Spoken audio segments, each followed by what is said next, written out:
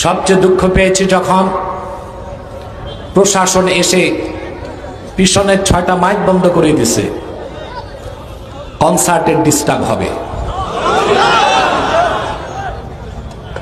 আমি বলেছি সব মাইক চালাও,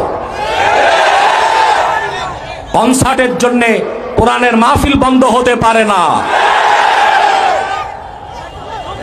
এ হচ্ছে 360 আউলিয়ার বাংলাদেশ, শাহজালালের বাংলাদেশ, শাহ ফারহানের বাংলাদেশ, শাহ কারামত আলীর বাংলাদেশ, শাহ মাখদুমের বাংলাদেশ।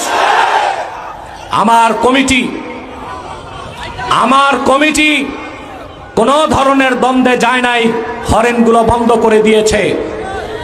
আমরা সংঘাত চাই না, কিন্তু আপনারা চরম বেয়াদবি করেছেন। তা আগে যারা ছিল তাদের মধ্যে আর আপনাদের মধ্যে পার্থক্য কোথায়?